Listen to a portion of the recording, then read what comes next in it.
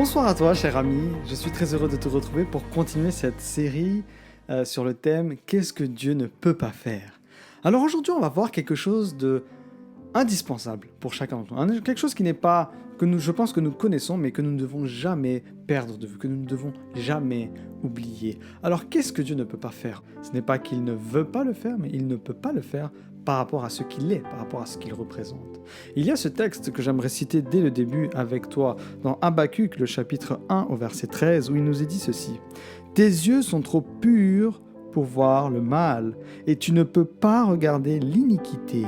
Pourquoi regarderais-tu les perfides et te tairais-tu » Alors ce texte, pour certains, il est pas mal interprété de plusieurs manières, mais l'idée ici de ce texte, ce que la parole de Dieu nous dit, en tout cas ce que Dieu est en train de souligner ici, ce que le prophète Habacuc est en train de mettre en avant, c'est que Dieu ne peut pas supporter le péché.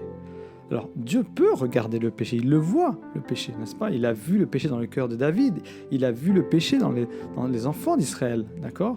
Mais Dieu ne peut pas supporter, ce serait plus ça ici l'idée. Dieu ne peut pas accepter de vivre en cohabitation avec le péché. Pour le moment, Dieu tolère le péché dans le monde, mais à un moment donné, Dieu va venir couper court à cette pandémie, couper court à cette maladie du péché.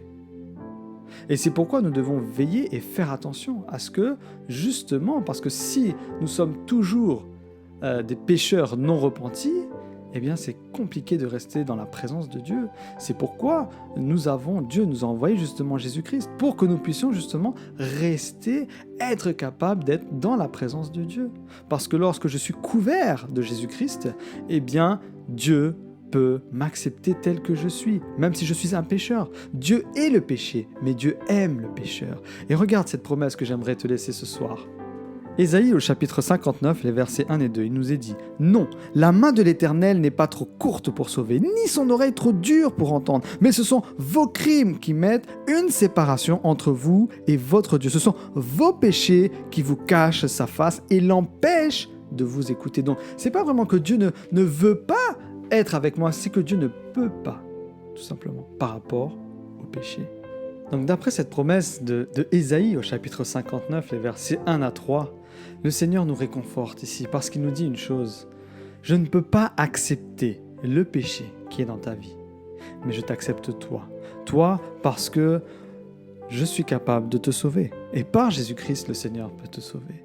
Donc heureusement pour nous, Dieu nous a envoyé Jésus-Christ afin que justement, il puisse rester en notre présence par et grâce au sang de Jésus-Christ. Donc assurons-nous d'être toujours couverts du sang de l'agneau, afin que Dieu puisse nous tolérer, nous accepter tels que nous sommes, parce que nous sommes des pécheurs repentis. Merci en tout cas de ton écoute pour aujourd'hui. Je te souhaite une belle soirée sous le regard de Dieu et je te donne rendez-vous demain pour une nouvelle vidéo. Nous allons continuer dans cette série sur ce que Dieu ne peut pas faire. Bye bye et à demain.